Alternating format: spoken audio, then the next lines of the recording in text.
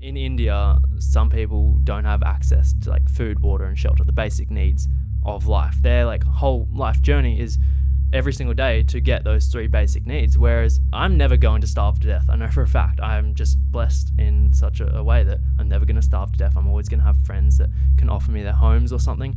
And that sort of leads us to losing a bit of purpose. We're trying to find our purpose through like alternative ways. And I think that's why suicide rates are so incredible, especially in Sydney, because we don't really have a purpose. We don't really know what we're doing. In 1837, Horace Mann created the education system, a system at the time designed to pump out factory workers and professors. The same system that is still being used today in the 21st century. Now, Mann's system is backfiring. We are being moulded by the same industrial system that has existed for close to 200 years. That system delivers us into a digital economy that has no need of our outdated skills. This isn't our teachers' fault. This isn't the government's fault. This is due to a rapidly changing world full of technology and unforeseen circumstances. And us Gen Zs are caught in the middle. Welcome to the Driven Young podcast, the podcast for stressed, overwhelmed young Australians, teaching you practical life skills you can implement now to set yourself up in life.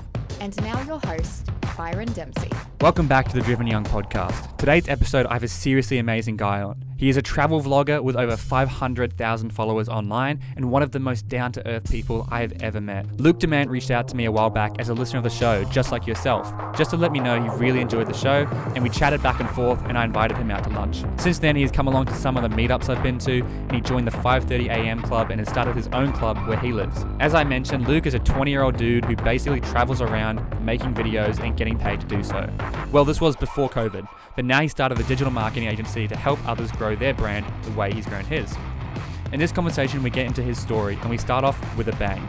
A literal bang as Luke goes into detail about a horrific accident he had in India which left him with nearly no hands, and how that experience affected him. We get into how to grow a following like he has and how he was able to travel for free, leveraging social media. We talk about TikTok culture, YouTube, being grateful, how to stop caring what other people think, and so much more. Please note Luke's attitude throughout this episode. As we are discussing his near-death experience, he is laughing and having a good time talking about it. He is almost grateful, I would say. He talks about how by setting no expectations, you can't be disappointed, and as a result, you will always be grateful for what you have.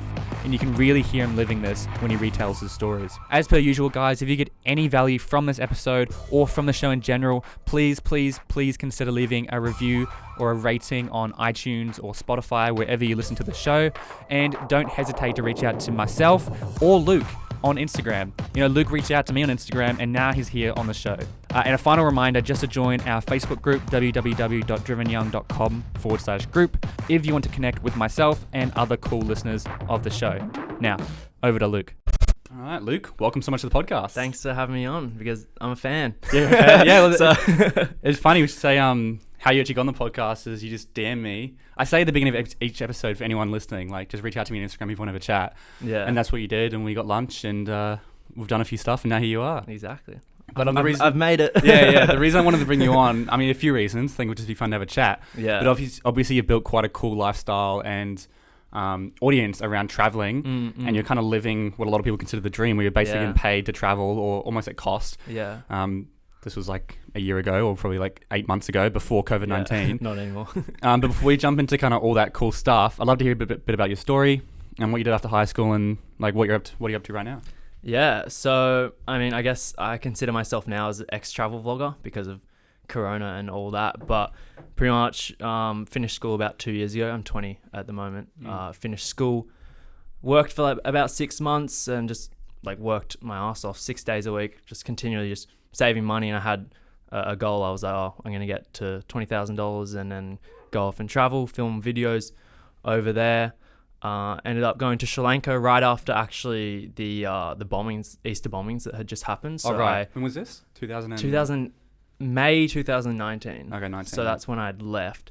And then, the bombings had just happened a few days before that. So a little bit of a interesting first sort of solo experience for me. Like, I didn't really see another tourist for about a week until I was sort of in a more touristy area. But then, went traveling around Thailand and then went to India. And that's where I really focused sort of on travel vlogging and all that kind of stuff. And then built a YouTube channel around that, and yeah, I came back here. And how did it work? You created your first vlog, put that up. Did you get traction first video, second video? Were you getting nothing at the beginning? Like, how did that all? Yeah, all go like down? I filmed a few videos in Sri Lanka, so about like 4 or 5 videos.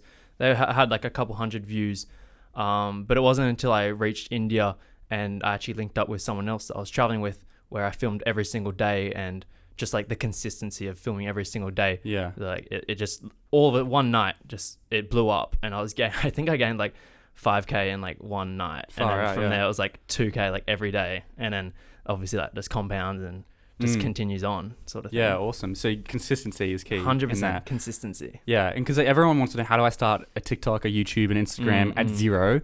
Because you had 0 with when it came to everyone travel had vlogging. 0 at one point. And everyone wants to be a travel vlogger, because it's like you got to travel, make videos, and you know, if you can get a big enough audience, you can get sponsorships, so you can get paid to stay at this hotel or whatever it is. So you know, it's quite a compliment. So congratulations on that. Thanks. But obviously, it's gone a bit downhill because the world's shut down and travel's shut down. It's gone downhill. I always have a thing, like I can't ever string trips together. Like something always happens badly. Like on my first trip, I came home. That wasn't really a bad thing, but I was like homesick and everything. I'd been away for like 6 months, so I came back home for a few months, went to a few birthday parties and all that, and then went back to India. And on my second day there, I was celebrating a festival called Diwali. I'm not sure how much of my channel you've looked into, but I was celebrating a festival there called Diwali, and it's basically a thing where you just blow up a ton of firecrackers. And I actually had one like blow up in my hand. Far out. So I was in hospital for about 2 weeks, lost like my middle finger and index finger. Yeah, let's see. Yeah, it's Far out. pretty crazy. Looks pretty good though. No, it's remarkable what if you saw, I'll show you the photo after You've seen it? Yeah, okay. I've had a look into it. Like that shouldn't look like that. Yeah, Like, wow. it's remarkable how well it's been healed and everything. So, and then obviously like came back and did rehab for that, and then went back over to see all my surgeons and Sorry, let me all just that. clarify for anyone listening to the audio. You're missing a finger. Yeah, my middle finger. I mean, by the looks of it, you basically got 2 fingers merged into one. Yeah, so You've got no nail on that finger. No. You can see scars all over your hands. Like, there's blew up in your hands and really like. yeah, like I mean, if you can see there, but it like split Yeah. my hand right Wow. down the middle there. Far out. So yeah, thumb was pretty much off the back of my hand, just attached by that little bit of skin there. It was like hanging. It was crazy. What happened in that? Were you like, do you remember it? Do you just Yeah, no, do you black out? No, I remember it. It just like it blew up, and then I thought it was a dream at first. Yeah. And I was like, oh, what the hell? Like this isn't a dream. And I was like counting on my hand, like 1, 2, 3. Oh, what the hell? Like this is actually real life. This isn't a dream. And then like I sort of just went straight into survival mode and just ran straight back to the house. I knew I needed to like cut off like circulation, because the next thing could happen is me bleed out. Cut off like circulation with a wire, and then they all helped me like wrap it up, and then we just like sprinted. So you didn't like pass out or anything? No. I'm surprised. Didn't feel anything either. I think I was just in so much shock. That's the adrenaline kicking in. Because they say that like I've heard with like chefs and knives, because their knives are so sharp, they'll be cutting, and they'll like slice open their wrist or something, and they don't even notice. Yeah. And then until they see it, and they really like, oh, and then they feel the pain, because their brain hasn't registered it, because it was like so sharp. It's a similar thing. It's like it just blows up. You know, it's what's going on. It's such a especially explosions. bizarre experience. They actually say people who die from explosions don't even know, because your explosion's so fast that your brain actually can't comprehend what's happening. Yeah. So with something like that, it would have been bang, and then it would have been like a second later, and it's no, like, that's exactly what. Because it felt like if you've ever played like Call of Duty, like a stun grenade just went off. It was like a huge bang and a flash, and like, oh, what's going on? And then you look down, like, oh, like no, that feeling when I looked down at my hand, I'm like, wow, like never have I felt so much. Just like the feeling of I have messed up so badly. Terror. Just like looking, terror. Like never, just like straight down my body. I'm like, wow, like I'm that person that went off and blew the hand off. I'm that dickhead but like, who went to a festival in India and wasn't being careful. Far out. So what happened next? You went to hospital, rehab. Did you capture that on video? Well, I had the whole thing. Sort of, I actually have like the explosion on video as well. And like when they were wrapping my, I was just like vlogging, like it was normal. And then I remember when we were running to the car, I ran back. I'm like, oh, I need to get my camera. I need to get my camera. And they're like, no, you need to go to hospital. I'm like, what? I was just like so in like the vibe of like vlogging at that point, where just everything was content for me, which it was like probably is the cause of the thing. We had like 3 other YouTubers there all filming. Like there was just so much energy, and we just ended up being careless. So that's why it sort of all happened. There's like I think it's David Dobrik did I don't know if you've seen one where he cuts his hand open or something. Yeah. And it's like his first reaction is, get the camera, go, look, and they're like, thumbnail, and then they get in the ambulance and then they go off or something. I think I saw like a clip on Facebook of that, but it's like exactly the same. No, it's like, it's a bizarre thing when you become like just so everything's for content sort of thing. Like not only just for like YouTube, but I do want it as sort of just a memory kind of thing to look back on. Like, oh, Daddy, what happened to your finger? Oh, I have it on video here. You want to see the whole thing? It is cool. If you're going to do something stupid, you might as well catch it on video. But no, that's heavy. So, and did you stop traveling after that? What happened next? Well, so I spent like 2 weeks in hospital in India, had 2 surgeries there, went back home and then just went through rehab there for about 3 months. And then everything, like, it's crazy how the recovery turned out. It's remarkable. When I met you, I didn't even realize you had no one really ever notices until I like show them or bring it up. And so it's like it's 1 in a million of this actually like recovering how it is. I can do literally everything that I used to be able to do. So lucky. Are you right-handed or left-handed? Right-handed. I can still ride and everything though. Like it's all good. But so the crazy right hand thing, and to listeners, you're missing your pointer finger. Middle finger's gone and the tip of my index finger's gone. Okay, yeah. So you can still write, you can still type. Yeah. Typing, like I use just my pinky and index. But the funny thing is that my nerve in my thumb was so badly damaged, they actually took the nerve from my middle finger and rewired it up through my thumb. So when I touch my thumb, it feels like I'm touching my middle finger. No way. Like it feels like it's in the middle. Creepy. Yeah, so that's really creepy. That's a bit bizarre. But no, that was all. So yeah, I went to hospital, went back home, did rehab for about 3 months. Got everything sorted out, and then went back over to see my surgeons and see everybody that helped me during that. In India? Yeah, back in India. It's in Kerala, in the south of India. And then saw all the surgeons and all that and just thanked them and everything. No way. That was a pretty emotional day. For sure. I was like, wow. That's unreal. Especially like going back, like seeing, I remember like walking in there with everything like messed up in my hand, and then me like being back there like 3 months later. Just going, hey, I'm waving your good. hand up. I'm good. I cried like so much that day. I don't usually cry like ever in my life, but like couldn't control myself. No, I can't imagine. I've never had anything like that. No, most people don't have something like that happen. You know, it's almost like looking death, and like, as you said, your first thought was, I need to stop the bleeding. I could die. Yeah. You know, who cares about the hand if I'm going to bleed out and die? Yeah. When I did get to hospital though, they were sort of like, well, I think you're only going to have your pinky left, like ever. Wow. And then everything after that was just bonus, you know. I was like stoked when I was in hospital just because like, oh, like it actually looks like I'm going to have most of my fingers, because I was told initially, oh, you're only going to have your pinky. So everything after that was just a bonus kind of thing. Yeah, it's a good way to look at it. Yeah. It's like, have you seen Peaky Blinders? No. Oh, they talk about when one of the brothers dies. Well, they should have died in World War II and World War One, and they survived. And they say, well, at this funeral, it's like, you know, these years were bonus years. Yeah, because we should have died back here, but we survived for another 10 years. Yeah. So these were bonus years. Same sort of thing with the pinky, and it's a good way to look at it, because, and instead of being, you know, mad or frustrated or going, you're an idiot, even though, you know, you probably were at the time and stuff. You know, instead you're grateful that you've got majority of your movement back. Gratitude, like that was like bizarrely, like that was probably like the happiest time of my life when I was in hospital, because I'd had such low expectations of what was going to happen, but then like everything over the course of the next few weeks and few months had turned out to be like, there is literally nothing that could have gone any better than the recovery process that I went through. Yeah. And all that. And so obviously you weren't traveling during that time. No. And so you just, once you're done, you went back to India and just continued life as if, went traveling. Yeah. Kept building up YouTube. You started the TikTok. And it's cool because, I mean, we're both on TikTok. Yeah.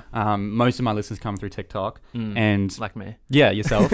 And so it's always like, how do we use this platform, which is majority attractive guys and girls dancing or doing whatever? How does a travel vlogger use this? I can't put a 10-minute vlog up. I can't even put a 2-minute vlog up. It has to be like 40 to a minute max. And so for any listeners out there, you would just do like top 5 things in America to visit, or top 4 foods in India to visit, and you've got over 300,000 followers from that, which has driven traffic to YouTube, I assume. Yeah, YouTube, Instagram. Yeah, it's sort of just like a big just gets everything going when you come from TikTok. It goes through the funnel to everybody else. Yeah. But I started in like at the beginning of this year is when I focused heavily on TikTok. I wasn't doing any of the best countries. I was literally just doing like a 10-second snippet of what I'm doing during the day. Like, oh, look at this street in India, or like me eating like food or something like that. So I was like posting like a lot of videos each day, just similar to like Instagram stories, but on TikTok. And they were getting heaps of attraction, tons of views. And then when I came back home because of Corona, I had to like isolate for 14 days. So I was like, oh, let's like focus specifically on TikToks. And then that's where I came up with like the best places to visit in this country, the best foods, like what languages are the hardest to speak, etc. All things that are like related to the world and travel and sort of that experience. So it sounds like if we were to say, if anyone out there wants to be a travel vlog, obviously once the world's back together, which could be a while, but if anyone out there wants to build a following through travel, you just consistency and meeting up with other travel vloggers. Sounds like leveraging other people's audience and being consistent with your content. Consistency 100% is the key, especially on TikTok, just like posting just every day. Like my videos at least are very simple. Like I literally just point on the screen and you can just do a ton of them maybe in one day and then have them in your drafts and just upload them every day. And then again, of course, like leveraging your audience and working with other people and creating a community, not just for the followers, but just because these people are sort of also like interested in the same kind of stuff as you, and just working with them and just building a relationship with them. And so were you actually making money off of this? Were you getting sponsors? Like what was happening? Were you traveling essentially for free? What was... So like YouTube was my only source of income during the first trip and both of the trips to India. So just paid through YouTube. The first one, like ads. Yeah, ad revenue. So ad revenue. Just more views, more money, essentially. Yeah, essentially. Like Indian viewers, like CPM is pretty low, so it wasn't that much. But it like I was more than breaking even on the cost of travel, and that was like the first trip that I did. But after I went back with my like hand, I was like a little bit more smarter in the way I did it, and I was working with like hotels and just staying like in 5-star accommodation for free, just with like an Instagram story, all that kind of stuff. And like I had some like really like rich friends in India at that point, so they were like putting me up in hotels and letting me stay at their place and driving around in Lambos. And yeah, that's great content. So but yeah, it was just so like at that point, anything basically travel was free at that point, and then any like ad revenue was just going straight. If you're traveling for free, that's a pretty cool situation. And like I was still being very budget friendly. Like I could live off $20 a day easily over there. So I was like making a fair bit of money from YouTube, and then also like not spending. Well, I wasn't spending anything because everything was sort of being given to me, and then just anything that I'd saved straight back into the bank account. And the thing is, like, you know, you're a fan of the show, so you know I talk about this a lot. Like, that's not an option when you're graduating high school. It's like becoming a YouTuber isn't an option, or start traveling. It's like it's a very non-linear way of doing something. And you know, it'd break my heart if you just ended up following something that you're not passionate about, or you just went into, you know, a degree or a job or an internship or whatever it is, and you just did this, and instead you went and traveled and you figured out. So it sounds like you wanted to travel, and then you went, how can I make money while traveling? And bang. Yeah, like when I was like 17, I was making like videos just at home. I've always been like a content creator, and I sort of always wanted to be like a YouTuber kind of thing. And then sort of like at the back end of year 12, I was like watching a lot more travel vlogs. Like I sort of lost interest in school, just knowing that it wasn't I wasn't going to go to university just because I didn't really feel it benefited me. And then I was like, oh, like let me mix like my content and YouTube into something that I'm passionate about, travel, because all these people are traveling the world, and like why can't I? Like I always have that mindset, like if this person can do it, like why can't I do it? It makes no sense as to why I can't do exactly that. That's the thing. It's like if anyone has ever done it, you can too. Yeah. Especially in Australia, like, you know, we're so wealthy compared to so many people. It's like you're probably comparing yourself to someone who's actually worse off than you, and you've got an advantage over them. And so it's like it's annoying that that's not an option, and it's because it's risky. You know, you might have gone to India and you might not have got any views on any of your videos. Who cares? You still went to India and had a fun time. Exactly, but there is no like loss from that, because people go on gap years just to travel. Like even if I didn't turn it into like a business, I still, you know, had a gap year to travel. I can go back to a job, then I can go enter university, like I'm 20 years old, you're 22, right? Yeah. Yeah, like we're so young. Who cares? Even if I wasn't, if I had like 2,000 subscribers on YouTube, I'd still be doing content for probably up until I'm 30. By then, I hopefully wouldn't have failed, but I'd be like, oh, okay, maybe like, you know, I've been focusing on for like 10 years. Maybe I should try something else. Like, the problem is everyone does the opposite. They'll do a month, or they'll post like 5 times on TikTok and they won't have a viral video. Yeah. And they'll go, oh, damn it. and then they give up. Yeah, and it's such a bad mindset to have. And because I was the same, we called it the audience of none. What's something you would do for an audience of 0 people? And for me, or anyone out there who wants to start a podcast, you probably have an audience of 0 people. I had an audience of 0 people. Yeah. And you just got to start and have that mindset. I was like, I'm willing to work on this for 2 years without making a single dollar or looking at any analytics or anything, because I know I'm going to learn, meet cool people when I interview like yourself. And then if I go 2 years and I haven't got any traction, maybe I'll go back to the board and have a look at what I'm doing. But you've got to have that mindset. Yeah. Like Gary Vee always says it a lot. Like when you're 18, even to like 25, you should be going like high risk, high reward, because university and a job's always going to be there. You can always get a job. Like even when I came back recently from India, when Corona happened, I just went back to my old job, just got some cash, and that sort of has helped me like stay afloat, sort of thing. Yeah. Like you're just always going to be able to do those basic things. But when you're 30, 35 years old, you're not always just going to be able to go off for 2 years and travel. Because like, you've probably got kids. Yeah. You've probably got a mortgage. you have a lot of stuff like included in your life at that point. You probably built a lifestyle that requires you to earn $100,000 a year because you've got a mortgage, you've got a car loan, and you've got all of that. Therefore, you can't just travel. Yeah. And I think I did Kentucky and the age limit was 30. Yeah. Which is cool. Oh, maybe it's 35. I don't know. But point it's and that was like for the young people and stuff. But I think the oldest person was like 26. Yeah. And that was the oldest person out of like 40 people on the group. And obviously Kentucky is very, party heavy, and it's probably not the best, but it's so important. It's so important that we take a risk. I've got a whole bunch of money saved right now because I talk about saving, so I actually do it. And I've got a whole bunch of money saved, and I was like, instead of investing this in a property or a shares or whatever, I'm like, probably for me, I just reinvest it into the business and this book project we're working on, and whatever project, it might completely fail, and I might have failed, but once again, I'm 22.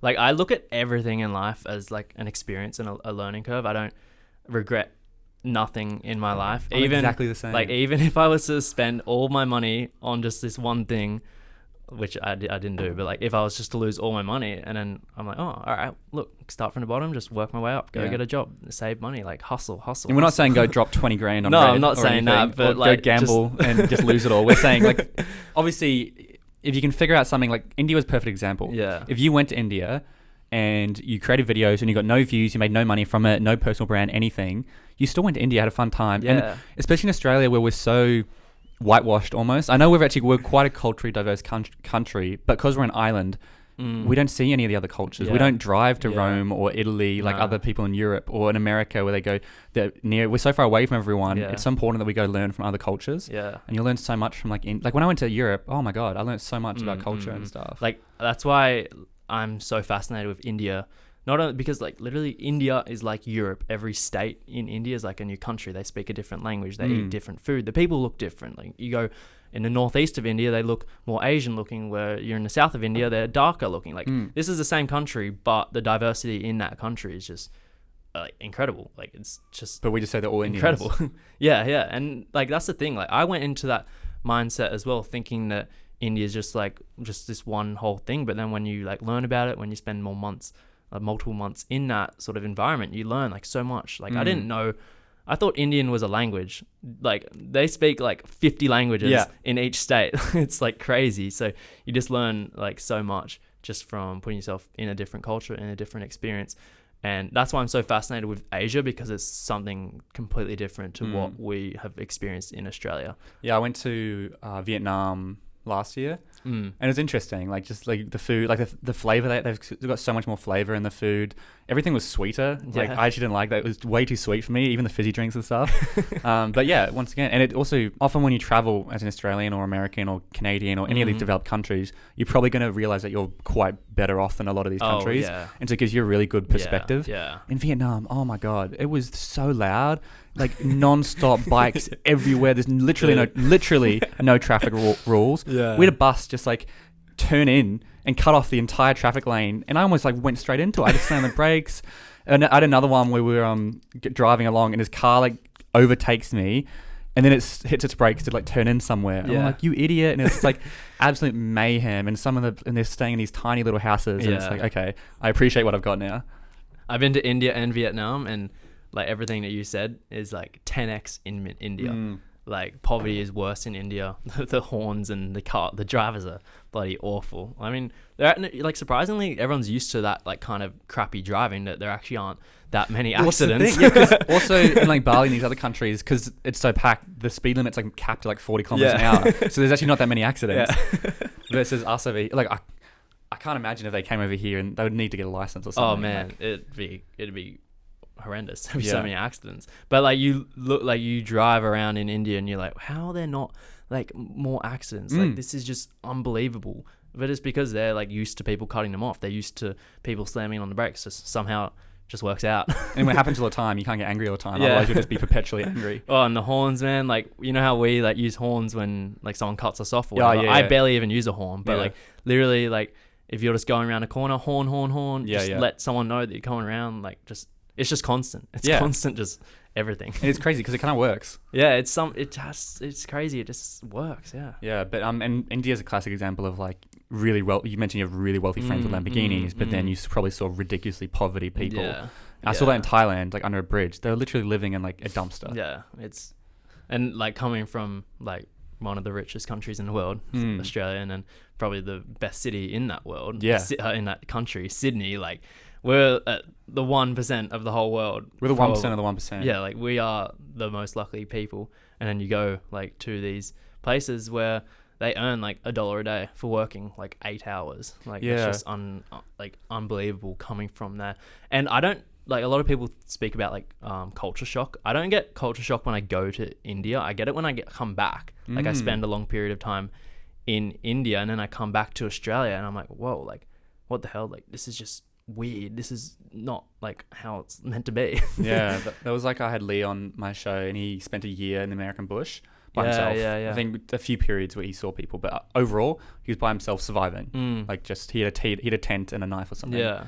And when he came back, he said it took him like a year to get back into like technology, like the world and the economy and technology, because his people were so, you know, the energy levels were so high, they were so frantic, always need meetings and everything, and he was just like, holy crap, how do you deal with this? This is the shock of coming back into the economy sort of thing. It's bizarre. So I wanted to shift gears a little bit. I'd love to talk a bit about TikTok and YouTube. Similarly, we spoke about it before, but for anyone out there, do you think, you know, there is an opportunity for creators? Because you mentioned like it's just so easy to create videos. Like you're just shooting signposts in India and you're shooting this and stuff. And I think it's, me and you can see it, but once you open up your mind and you realize that you can be creating content from so many different things. I create like 40 or 50 little clips from this episode. Exactly. You could shoot a 10-minute YouTube clip and then you could cut that up into all these different stuff and put it on TikTok, which sends traffic. Like there's so much opportunity in terms of content creation. Like what advice would you give to someone who's looking to get started? I mean, if you're at the very beginning, you just start putting out content. Just keep uploading. I love like uploading to YouTube because that's like long form content, and then as you mentioned, you can cut it down into TikTok, into Instagram, into photos, into quotes or kind of thing. And that's what's so good about podcasts, is that you can cut it down into hundreds of clips that can be used over time. But I'd say just like consistency is really the key. Don't just, if you like, it's hard to be a YouTuber. Like it's hard to be I hate using this word, but hard to be an influencer because it takes time, and a lot of people only put in like a few months worth of work. But like you got to look at it like this is the dream job. Like these people, you know, don't really work in terms of what work is considered as, because it's very hard to achieve, and it's not just going to take 3 months to get there. It's going to take some people 3 months, but majority of the people, it takes years and years of continuously working on this goal, because there is just such a high reward at the end of it. The average, I heard a stat, the average YouTube that has 100,000 subscribers has 1,000 videos to get there or something. Yeah, right. Yeah. Like it took them 1,000, maybe it was 1 million. Point is, it was 1,000 videos was how many it took on average to get to 100,000 or 1 million.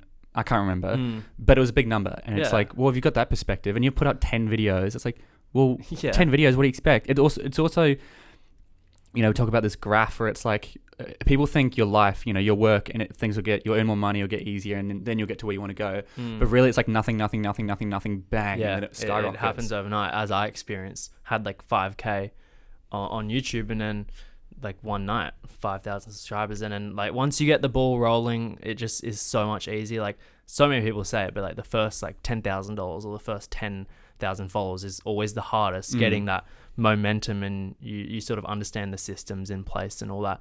But once you get over that, it's just like compounding your old videos. Like people go onto your YouTube channel now and they just go through like years worth of videos. It all just compounds back into each other. Yeah, and the problem is I see that most people give up before they hit that momentum mark. Yeah, they'll work for 3 months on this, and they'll go, it's not working, and they haven't hit that momentum. Yeah, and it could, as you mentioned, some people might hit that momentum in like a month. Yeah, some people might hit it in 2 years. Who knows?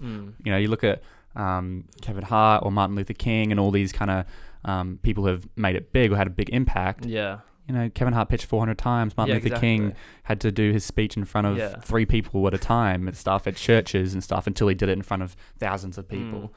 And so it's just that getting to that, understanding that the momentum's there. Yeah. You just got to hit it.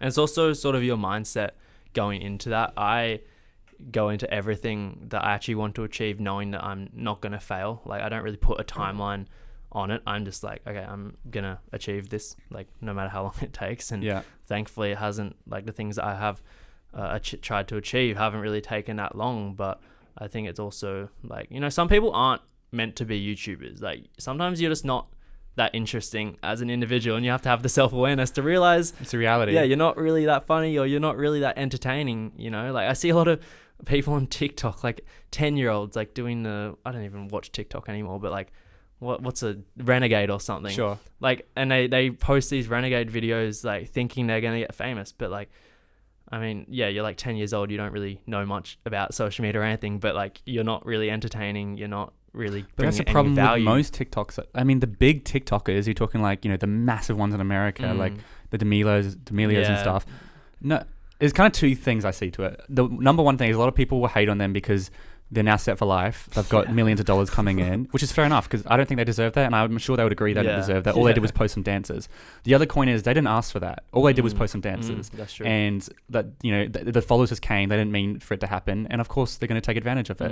You would do the same if it happened to you. 100%. So it's kind of the 2 sides, but it's the same thing. And I see all these TikTokers, they'll get big, and they might be really smart and creative at first, but then they get to the point where they just follow trends and they just do the dance or whatever, and they don't really add any value or any entertainment or anything like that. And it's like, why are these people we're looking up to when it's like, I just don't understand, because there's so many cool TikTokers who there are cool people. Like, Blake Pavey? Yeah. He's coming on the show. Mad. He's funny as. He's such a good bloke. His content is so funny. Yeah. Like, it's just funny. It makes you laugh. Yeah. It's really smart, intelligent. Like those people should have 50 million followers, like Charli D'Amelio. Like there's so many funny people that make me laugh. But that's the thing, like some people don't want to just like laugh. I mean, God, that's kind of a stupid thing, but some people don't want that like edgy sort of entertaining content. They just want to see like a familiar face in Charli like D'Amelio. Yeah. She wants to do a renegade or whatever.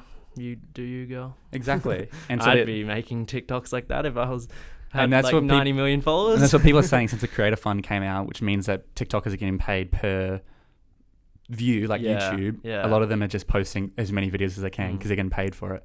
But that's the thing. They are gonna. I mean, they're at the point where they're set. Like they're not gonna drop. But some people, like at the 1 million mark, if you don't innovate and create new content, you are going to drop down. Like you're going to. This could be an interesting statement. I would say anyone under 5 million on TikTok isn't safe. Yeah. Like it's easy to get followers on TikTok, and like if they're just putting out dances and stuff, what's your long-term goal? You've got followers. What are you just going to promote products? Are you going to make your own, bullshit influencer product that's going to die in a few years? Like, what's your for me, TikTok for me is a vehicle to get people to the podcast. Yeah, they listen to the podcast.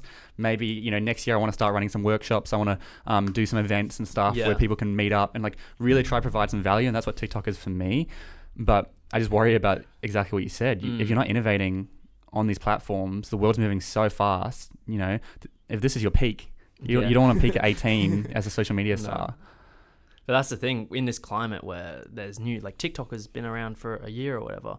I think 2 years now, almost. 2 years, yeah. Like there's all these new apps. You need to innovate to the new like systems, like innovating to Instagram Reels or whatever. Like an influencer isn't just uploading content anymore. It's innovating to the right audience, to the right platforms. You know, there's so many different avenues you can go with. Like you can, this is gonna be the weirdest example ever, but like you can go with like free content, or you can go like down a different avenue and go like OnlyFans or something and do like paid content. For sure. There's so many like paths that you can go as an influencer now, and if people aren't innovating to the society that we're like living in, you're gonna drop off. And you see it, like OnlyFans, there's some girls who are influencers who I've seen create an OnlyFans, and I've gone, yeah, that makes sense. The type of content they put out, like, you know, like Tana Mongo or whatever. Yeah, when she's making so much money. When she created an OnlyFans, I was like, yeah, that makes sense. I feel like that's on brand to what she does. Yeah, like that doesn't shock me. Whereas if there was some like, you know, I don't know, really, you know, beautiful Christian, wholesome girl who started OnlyFans, you'd be like, whoa, that's a bit off-brand. Yeah.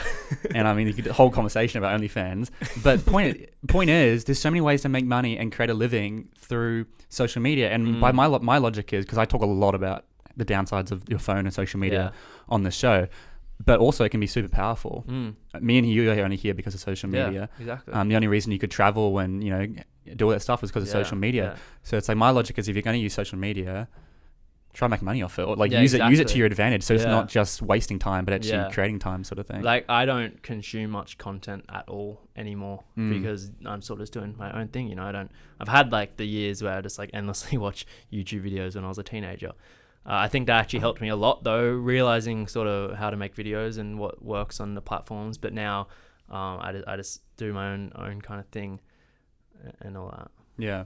And that's the same with me. Yeah. Like obviously as a video maker, it's important to watch other vloggers or other travel people so that you've got inspiration. Like Peter McKinnon, I'm sure you know him. Like he's amazing. And there's other guys out there who teach you how to create amazing videos. But it's, it kind of links back to that whole thing about, you know, when you finish school, let's have a look at the options.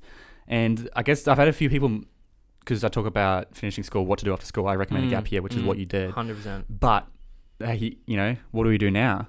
And COVID, what do we say to current year 12 students who are finishing school? Do you go to university because there's no point in traveling now? Yeah. Or do we understand that, you know, I think Australia is about to open up to Australia and we could just travel Australia? Yeah. Or do we get a job? Like it's quite difficult right now. Well, you're a big advocate of like free traineeships, like messaging your favorite content creator or whatever, and saying like, I'll work with you for free, which I'm huge on. I think that is so beneficial. I didn't do it personally myself, but I know like learning from a mentor, learning from someone that is like a couple years down the track of where you want to be is so important, so crucial to building your like growth and all that. I think though, if you're leaving school like at the moment, like are they finishing HSC? Literally, I think it's next week. Yeah, it starts next week. So like you're finishing HSC soon. I would like a lot of people just go to uni because they don't really know what to do, what they're going to do. I'd actually like sit down for like an hour, just yourself, and genuinely like write down on a piece of paper what you can actually like see yourself doing, and write down the pros and cons. And when you actually decide on a career, I mean, again, a career only really lasts like a few years now. Like I'm always chopping and changing, like careers aren't what they used to be. But when you find something you're genuinely interested in, I'm sure there are a lot of ways to achieve that goal alternatively to university. Like go and find someone that is in the position that you want to be in 3 years from now and message them. Like send out 100 emails to like all these CEOs, or maybe not CEOs, but people who have experience in the field that you want to be in. Yeah. Say, hey, like I'll work with you for free. Like I'll work my ass off. You're building connections, you're building your networking, you're understanding about the environment that you literally have written down you want to sort of understand a lot about. And like, and you got to understand, like, if someone said, and I have had people say that to me, I'll have them work for free, but if they're good, I'll start paying them. Exactly. No, 100%. I've had people ask me, like, if can I come travel with you and everything. Recently, I've been getting into, like, marketing. So I have a marketing agency, and I have people messaging me, like, look, like, I know what marketing is. I'll come work with you for free. At this point, like, I'm not willing to really take anyone on. But, like, if I find someone that's good, like, I'm going to make sure that they're paid well. Like, if you actually can produce some good like value to me, I'm going to take care of you. Like, or people are nice at the end of the day. Like people are nice. They're not going to take advantage of you. Or I won't, if I can't pay, I mean, I could pay people right now, but it would be more, I'll help you out. I'll connect you with someone. Exactly. Like, what do you, you come work for me for 2 months, you really impress me, and you go, hey, I'm looking to do this. I'll figure out any way I can to connect you to someone or link you with 100%. someone. And that's so important because all you need is one person. You know, they've got that, there's a saying, it's like you're connected to everyone in the world via 6 people. Yeah, yeah. Like, for example, at this camp I went on, he said, he said, as in him, he's connected to Obama. And he went, I know this person, and he knows her, and she knows him, and he knows her, and that's Obama's assistant. So now I'm connected to Obama through 4 people, and then he points at us and goes, you're connected to Obama through 5. That's so good. You're now connected to Obama I'm through 6 people. Bang. I know Obama. Yeah, and any of the listeners out there, you're now cool. connected to Obama through 6 people through me. Yeah. I'm connected through him. Yeah. And it's that same sort of thing. So if you have that mindset where you can go meet someone, and if you provide enough value, they'll either pay you or they'll, they should. And you might get screwed over, and that's just part of life, and that sucks. And I don't know what to say. But if you get screwed over, that really sucks. Yeah. But hopefully you can turn that into a learning experience. Yeah. But you shouldn't go into that sort of internship or whatever you want to call it, thinking or hoping that you're going to get a job from it. Yeah. You shouldn't, like, I go into everything not with expectations, so I never really get disappointed. So even if I was to go 2 months working for somebody and they're like, all right, look, you're not really the person, I'm like, all right, look, I understand that. I've learnt a ton of stuff from you, so that's super cool. Like, I don't want to be disappointed because I didn't get that like 6-figure job offer or something like that. So a lot of people, I mean, they'll go into it with the right mindset of being like, yeah, I'm going to learn a lot from you. But others will go into it saying, oh, like, I'm going to work, I'm going to get a job offer, I'm going to meet all these cool people. But sometimes you just won't. But you just got to take the positives from it and just learn from the experience that you're going through. And it's cool, like, I can see that a lot in just the way you speak, that you go in with no expectations. Yeah. Which I think it can be amazing for that. And I think a lot of people just struggle doing that because they won't do it if there's no expectations. They're like, why would I do that? I want to go because I want to achieve this and blah, blah, blah. But it's so powerful. If you have no expectations, you can't be disappointed. Yeah, exactly. I've learned that a lot from visiting countries. I don't really think like, oh, this is going to be the best country ever because, again, my experience is going to be completely different to somebody's experience that visited like a few weeks ago. We're going to encounter different people. We're going to be encountering different weather. Like, everything's going to be different. So I just accept it for like what it is. Whatever comes at me, that's chilling. And let's go. Have you heard about Japanese people going to Paris? No. Apparently, and I don't know if this is true or not. I've heard this a few times from different people and stuff. Apparently, Paris is very like idolized in Japan, as it's like kind of idolized around the world, really. And they actually have a helpline, the same way they have like a suicide helpline. They have a helpline for when Japanese people go to Paris and get like depressed because they're so disappointed with what the reality of what Paris actually is. Wow, if that's actually a thing, that is bizarre. Which is crazy because I thought Paris was amazing. Yeah, I thought it lived up to what it was. No, like, the actually, I have a lot of everything. friends that visited, but they're not that interested in it. Personally, I'm not interested in Europe or anything at all like that because it's not really, it's kind of similar to what we experience in Australia. But I have had a lot of friends go to Paris and like, it's like okay, but it's packed, it's expensive, can't find parking, just everybody's there at the Eiffel Tower looking up. It's not really, it's nostalgic, but like, it's cool that there's a big Eiffel Tower there, but when you're surrounded by hundreds of people, thousands of people, it's a bit. Yeah, it wasn't that busy when I went. It was still busy, but I think it was about now, actually. It was about this time when I went. What did you think of it? I thought it was cool. Yeah. I mean, I was only there for a day. And I did the Eiffel Tower. You got to do it. It was cool. It was hot. Yeah. Like, walking around was exhausting. Got some cool photos. I didn't have time to see the Louvre. But I thought it's just amazing to me how old the buildings are. Because in Australia, we're like 200 years old. We have no history or culture at all, really. And what if we did? It got wiped out by Captain Cook and the people that came in. Yeah. And so we don't have massive structures that were built 500, 600, 700 years ago. So I found, and like Pompeii was amazing. Yeah. That interests me a lot. Like all like history, sort of like all those backdated things, like civilizations that are thousands of years old. That interests me a lot. Did you listen to the Joe Rogan episode with the guy who he's like specializes in ancient civilizations? Possibly. I do watch Joe Rogan. It's like I haven't listened to too many Joe Rogans, but it's like a 3-hour episode, and his guy. He literally specializes in ancient civilizations. And he talks about like Aztecs. He talks about the Egyptians and how the pyramids like don't make sense. Like we've got no idea how they could lift. The pyramids make my mind hurt. It's something like how is that possible? Tons of, like each block is like 2.5 tons, and it was cut from kilometers and kilometers away and somehow brought to here and then raised up to a point where we couldn't raise that. Like even with technology we have, it would be difficult. Yeah. And then they said like. It had to be so perfect that if you mislined a block on like level 2, that would compound and the whole pyramid would break Yeah. because it misaligned, a few centimeters off here, then goes bigger here, bigger here, bigger here. Yeah. So it's just like unbelievable. Like It's bizarre. Like I've done a little bit of research into the pyramids. I find it so fascinating So do I. because I think it was built like over a 20-year period, and it had to be like 13 of these blocks had to be put in place every hour. And I'm just Wow. like, how is that? Like, how are we in 2020 and we don't know the answer to that? Like, I don't want to get into conspiracies. Well, but that's the thing. Like, I don't believe in conspiracy theories, but the pyramids is like, man, maybe because this theory is that aliens built it, yeah, right? because they're like in line. There's like 3 pyramids in line across like Yeah. a few other planets or something. I don't know. But it's I love how we're talking about history right now because I was talking about this the other day because pharaohs and Roman culture fascinated me so much when I was a kid. Like before going to high school, I had like all the books and the pop-out books and stuff. And for some reason, when I went to high school, history like just crushed the class history. It crushed my love for history. I don't want to learn the stuff we're learning in history at school. Look, we It's need to learn boring. about where we came from in Australia, even though it's so depressing. Yeah. Like hearing about how poorly the Aboriginals were treated, it is important to hear about. But like, and even the way we did World War II, I just found it so boring. Like the way I think we could learn World War II is like maybe split up the class, like 60% of Germany, 30% of America. Then you've got Anzacs here, and then we all role play, and it's like, okay, so Germany, what do you do now? That'd be cool because then, I'd learn from that. That's how I would learn. Yeah. Instead of sitting in a textbook memorizing dates, it's like dates are irrelevant. We can just Google that at any point. And so, and I think we can learn so much from human history because it's fascinating.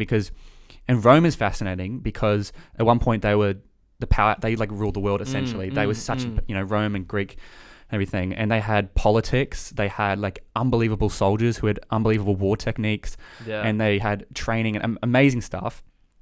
And then they collapsed.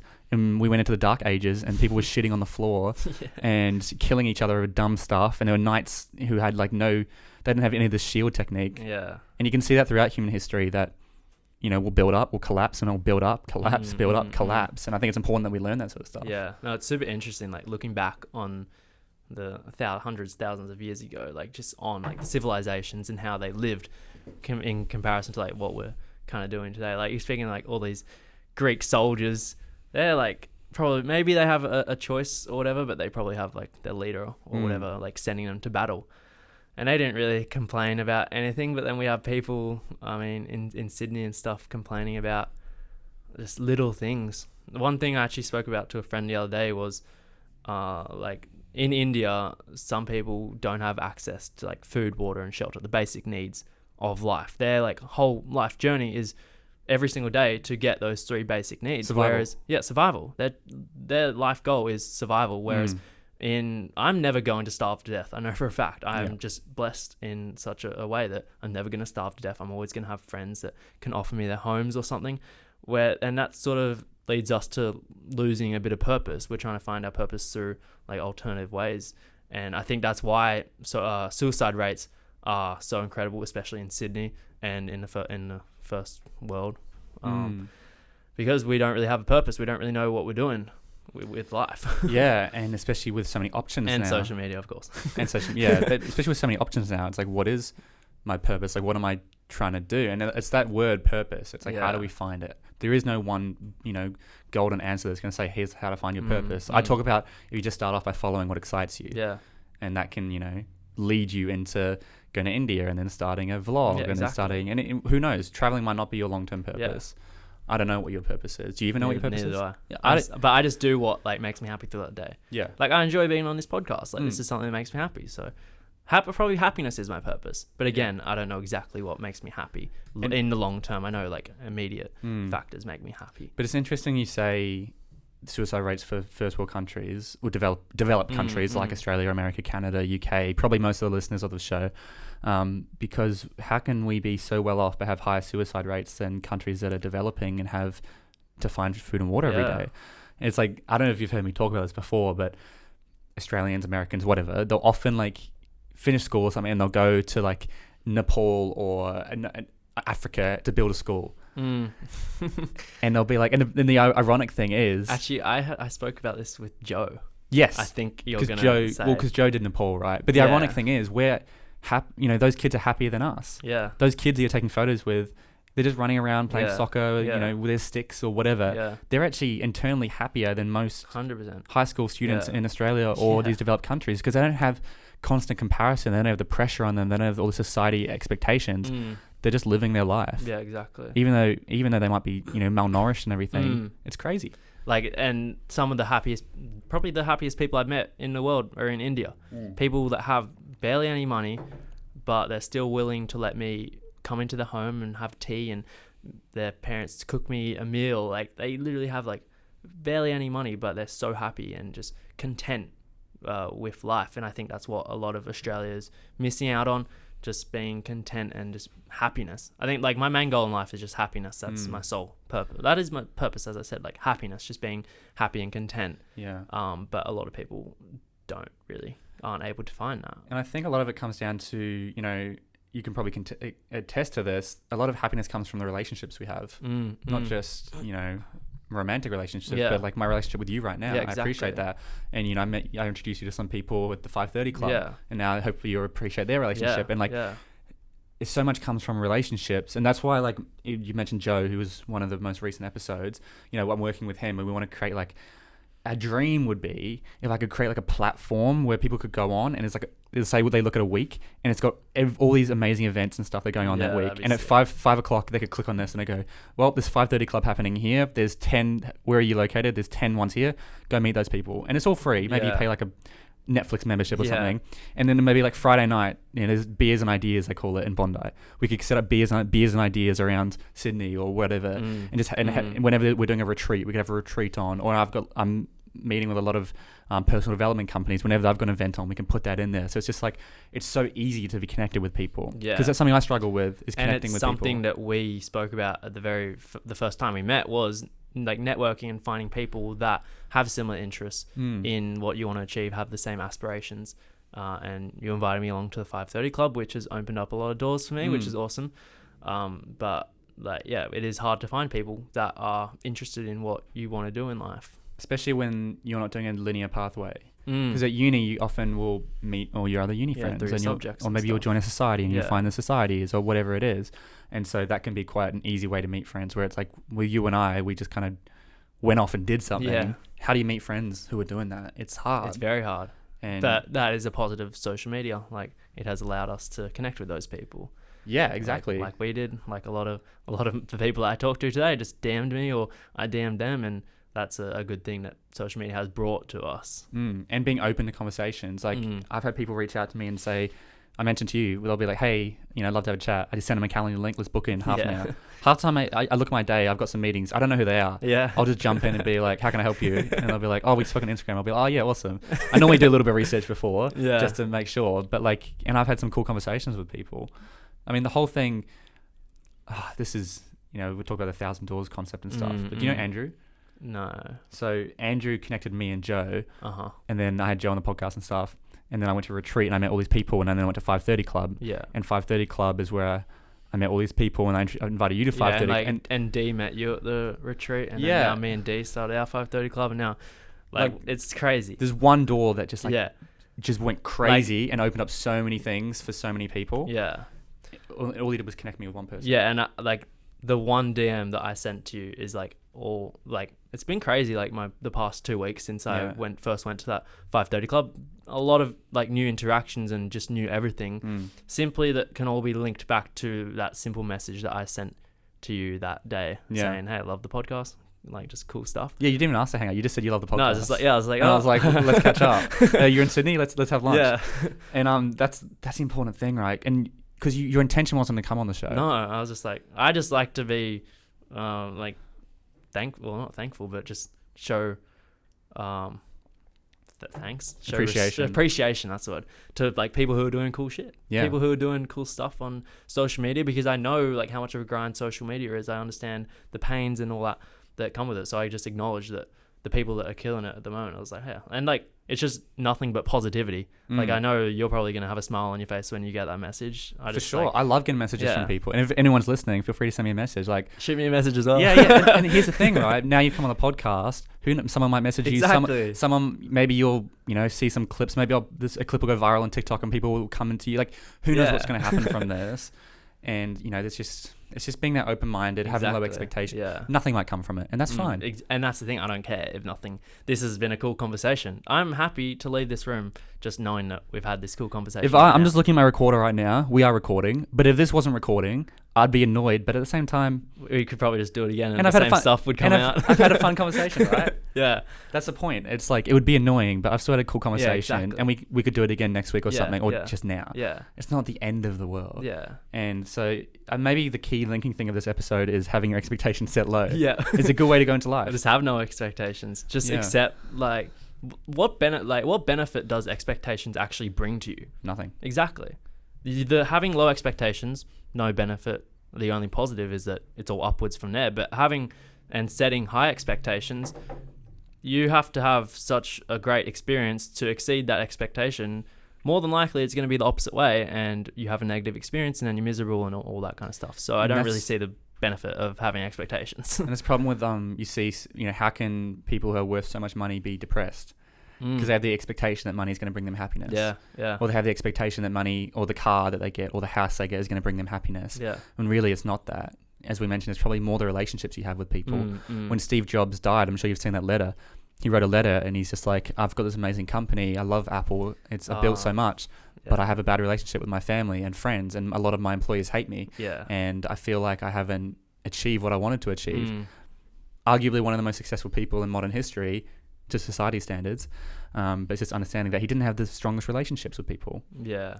And that's the issue that society is bringing up, that money is happiness. Thankfully, we're sort of leaning towards the sort of more... Yeah. I feel like social media has really helped pushing people towards sort of their dreams and really aspiring to something they actually want to do instead of going through like the traditional routes that has been used like previously.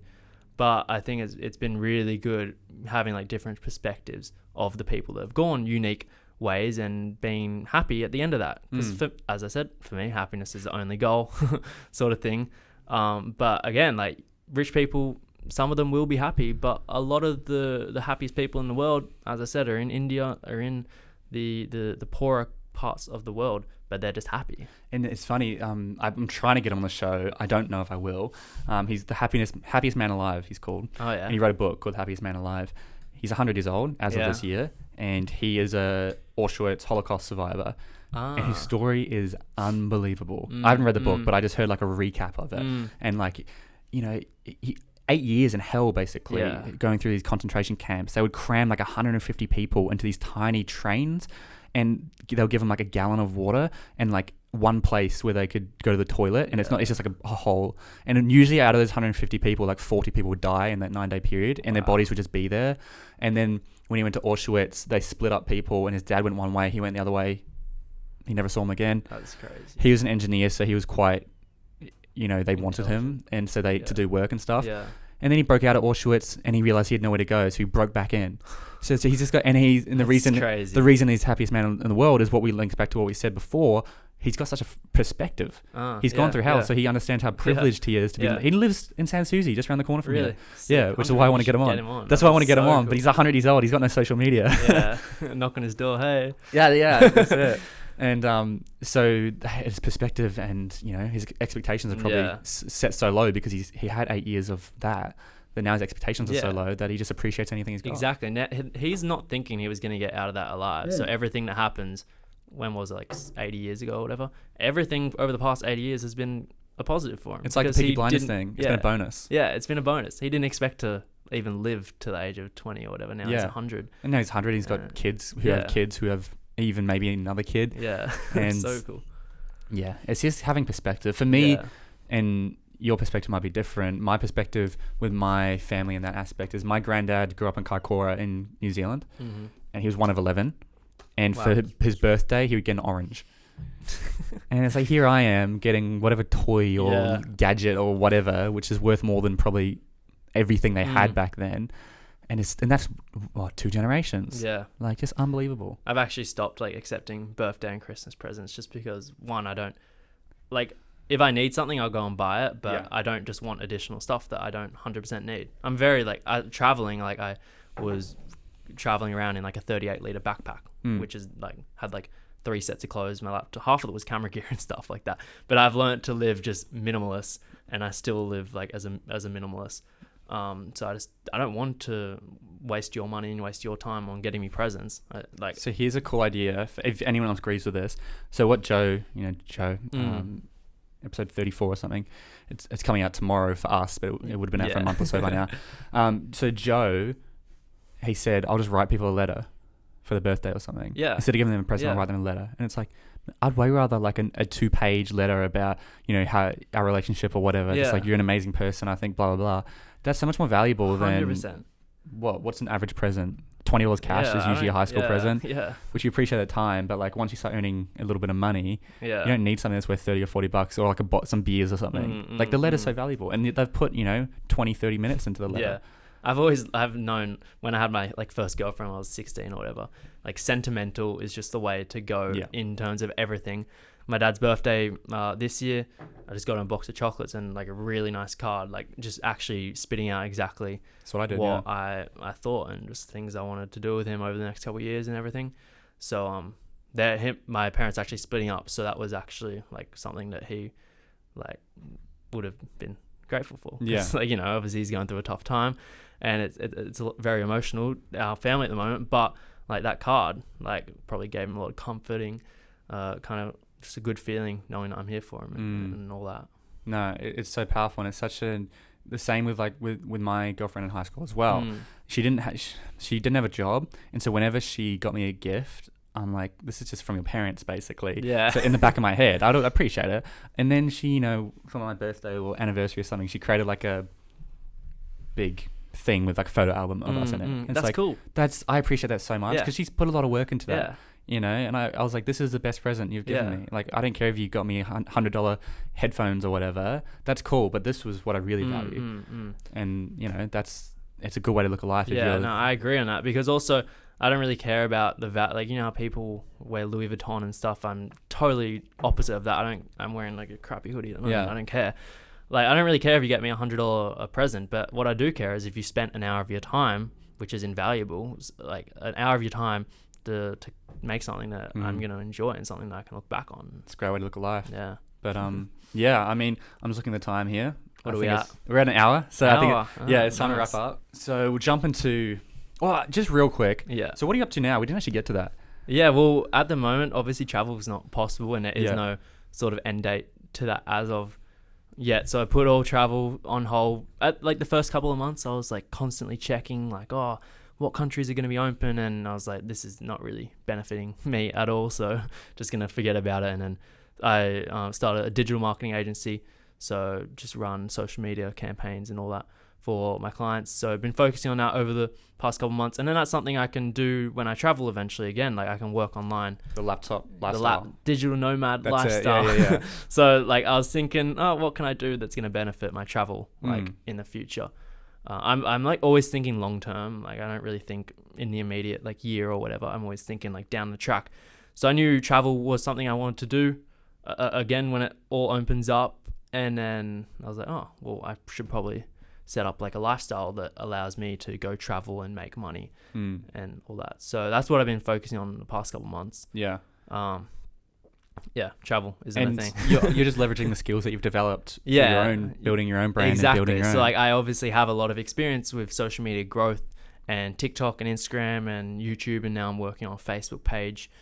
So like, I have skills in that industry, so I'm actually like useful to businesses and all that. So it's also something I'm really interested in because I have that background with social media. Yeah, I understand it all. It's like, I actually enjoy waking up at 5 o'clock, going to the 5:30 club, and then working, and then going to the gym and all that. Like, my life at the moment, I love it. It's so cool. I just wake up like at 5 o'clock, and I'm just keen to get into the day. Like, I know a lot of people, unfortunately, are waking up at like 7 o'clock, and they're like, I got to go to work, blah blah blah. Like, I can't see myself living anything like that. Like, I mean, if you enjoy a 9 to 5, go for it, 100%. If that makes you happy, go for it. But for me personally, I have the self-awareness to understand I don't want a 9 to 5. I want to be in control of the work that I do and who I can do it for. Which is Futurists are predicting. I mean, that's how most Gen Zs think. Yeah. And I put it, actually, even recently I put out content about the the traditional life.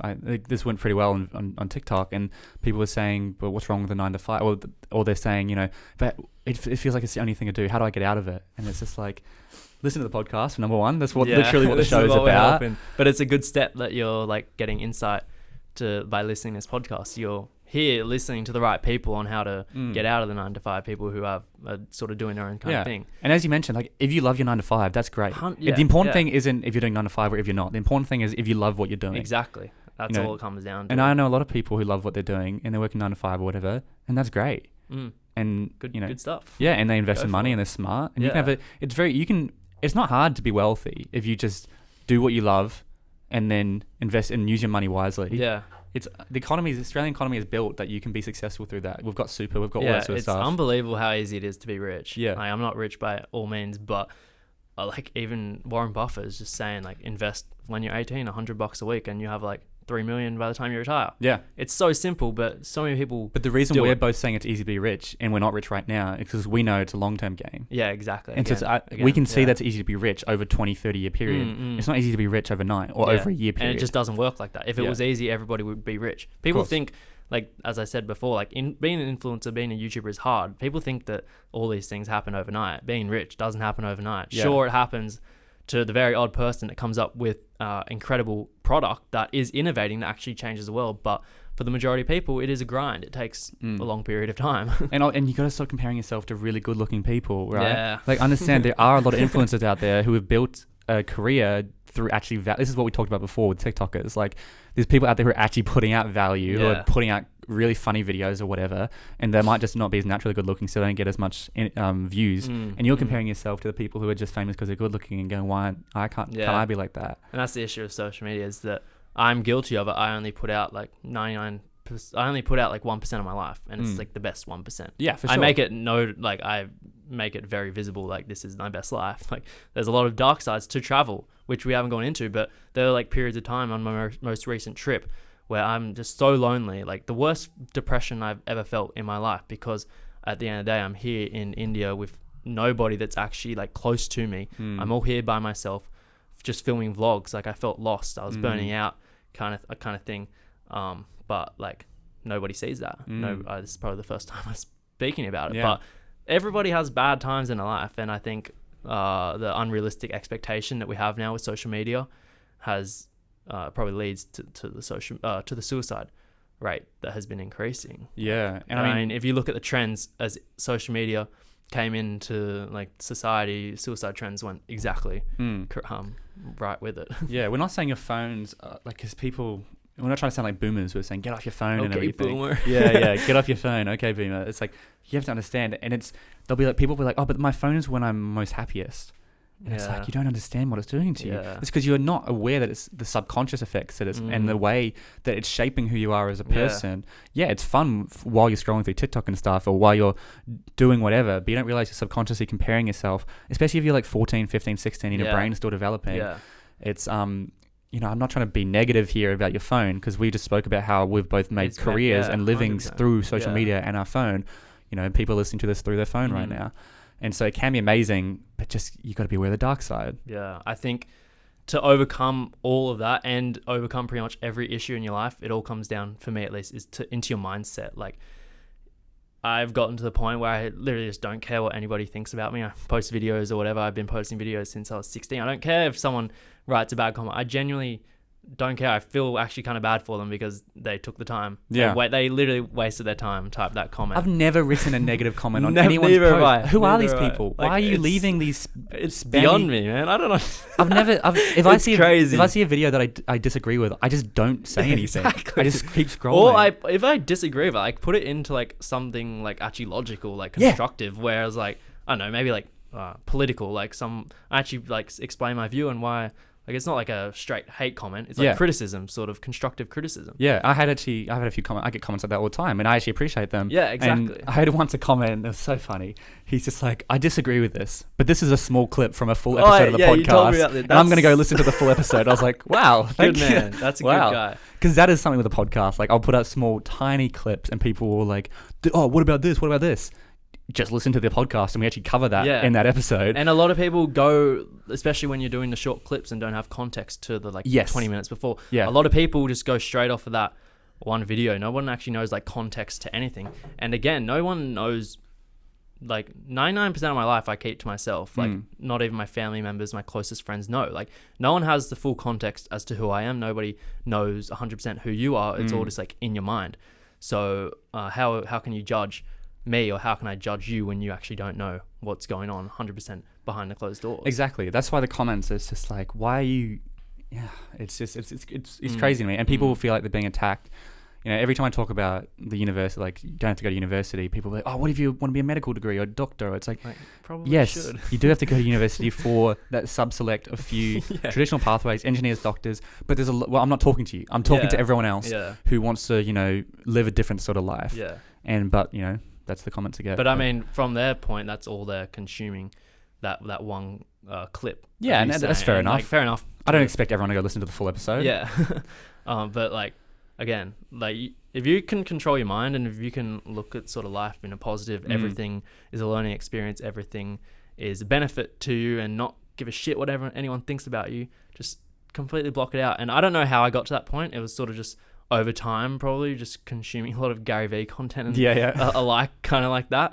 But it got to the point where now I'm like comfortable with like loss. I'm comfortable with failure. Like I love important, like just winning and all that. And I don't care what anybody really thinks about me. I'm here on my own journey. I'm doing what I want. I know exactly what I want to achieve in life. I have my calendar and I have my monthly goals, my yearly goals, and my life goals, and no one knows that except for me, and I'm going to achieve them. Maybe from your perspective, you're not going to think that's the right way to achieve them, but I know that from my perspective, at least, my lifetime goals are going to benefit this world. So that's what I think. So I think it all comes down to like mindset is how you sort of win this life. And that's, I mean, for any regular listeners, yourself included, like how many of my guests talk about mindset? Almost all of them. Yeah. I would say it comes up in almost every conversation. So if you still think mindset is this cheesy personal development thing, it's not. It'll change your life.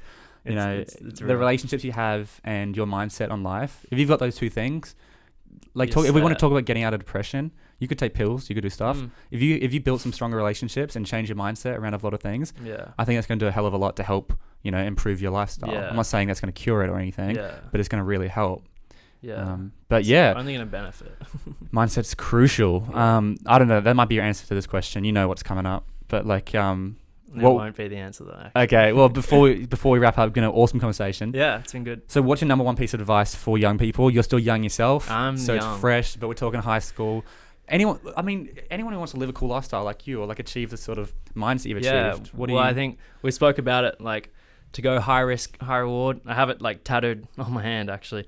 Chase your dreams. Love it. That's awesome. Just people, like especially young people, like this next decade, if you're leaving school, is going to be the most critical point of, I mean, I hate to say critical, but it's going to be a very important life. It's going to shape who you are. Yeah, it's going to shape what career path you're going to be. And if you are going to regret like not doing your passion when you're 18 years old and you get to 35, and you're always going to have that resentment and wonder, oh, what if I went and traveled? What if I pursued that travel vlogging and now you're like in a crappy 9-to-5 that you don't like? That's probably the worst point in life that you can get to, when you resent your previous experiences. So I think chase your dreams and just go for it, like high risk, high reward when you're young. And then worst comes to worst, maybe when you're 25, 30, go get a job, go to uni. I mean, we're still like, especially in like Sydney in Australia, as I said, like I'm never going to have to worry about starving or shelter. Like we're so comfortable, we're always gonna be here like living. But this is what we say, like so the enemy of a great life is a good life. And so in Australia we have a great good life, but it's 6, 7 out of 10. It's very comfortable. It's not enough for us to get out of it, because we don't have that pain that people in India have, as you mentioned. And it can be a trap. No, but I think just go for it. Just think, if you're happy, what is going to make you happy, and just do that every day. Maybe after a year it's something else that's going to make you happy, and go for that. And I'll add, just based off stuff you've said in the conversation, what I think would go underneath that is don't set expectations. Mm. Or if you're going to set expectations, don't set them too high. No, just don't set them. Just don't set them, period. Don't set expectations Then you can't be disappointed. And you can only be appreciative of what you got. A great example is your hand. Your expectation was you're going to be like this. Yeah. And then it comes out and you've got pretty much this. 3.5 fingers. Pretty good. That's pretty good for me. Yeah. I'm happy with it. Yeah. And what was the other thing I was going to say? So it's chase your dreams, don't set expectations. Mindset, self-awareness. Yeah, mindset. I think it's and just don't worry about what people think about you. Oh yeah, no, that's a big thing. That is like, if you want to be happy in life, that's what you need to go for. Don't care what people think about you. Like if your auntie, I quit, like when I came back from travel, I went and quickly got another job during Corona, and then I quit that, and then my auntie came over a few months later, and I was like speaking to her, oh yeah, like quit my job, I want to get into marketing. She was like surprised, like this 60-year-old like auntie, like okay boomer. She's like, what? Like why would you quit? I'm like, well, like I hated it. I didn't want to go to work. I wanted to pursue something that I actually can see myself doing in the future. And she's like, oh, like you shouldn't have done that. I'm like, I don't care. Like, cool, good for you, but you don't understand why I did it. A like, great story good for you. A great story I heard the other day. Actually, my dad was saying there's a guy who he's quite old now, and so he was growing up in the Industrial Revolution. Yeah. And basically, you're a factory worker. Yeah. And he was not meant to be a factory worker, but pretty much everyone is not meant to be a factory worker. But this was the times it was in, and his dad managed to finesse him an office job. Yeah, right. And he was incredibly, very hard to do. He got an office job. And so he goes in the office, and it's like this, the bullpen is just desks everywhere, and it's like a big line of desks. And he works there for about a week, and then he comes in one day, and one of the women who's sitting at the very top, who's been there for 50 years, doing this job for 50 years, just finished. And she's retirement, having a little party. And everyone shifts up one desk. Oh my God. And he saw this, and he went, this can't be the next 50 years of my life. Yeah. And he ditched. Good. And he ditched, and his dad was mad at him because he got him this amazing office opportunity. Best thing he ever did. Yeah. No, that's good. That's so good. Because, like, again, self-awareness, mindset, he became aware of that environment. He doesn't want to be living in that environment for 8 hours a day, going to work like that. Exactly. I mean, if you can control your mindset and control self-awareness, figuring out what's going to make you happy, what's going to propel you in life, then I think you won life. 100%. Luke, thank you so much for coming on the show. No worries. It's been a pleasure. And for anyone who wants to find out more about you, check out your YouTube, check out your TikTok. Like, I'll link it all below, but where should they go? Pretty much Luke Damant on everything. LukeDamant. Yeah. TikTok, Instagram, and YouTube. That's Luke Damant. So check you out on Instagram. I guess Instagram can send them to everything else. Yeah, just Instagram. Like, it's all linked towards like the one funnel. So once you're in one, it'll take you to. But yeah, guys, go check him out. He's got some awesome content. I know you're going to start going back on TikTok. Hopefully, we'll see. We'll see how you go. But anyways, thanks for coming on the show. Thanks for having me. That's it for this episode of the Driven Young podcast. Thank you so much for listening to the entire episode. That means the world to me. And if you got some value out of it, please shoot me a message on Instagram or reach out to me. Or I would love for you to leave a rating or review on this podcast. So make sure you are subscribed, and I look forward to seeing you on the next episode.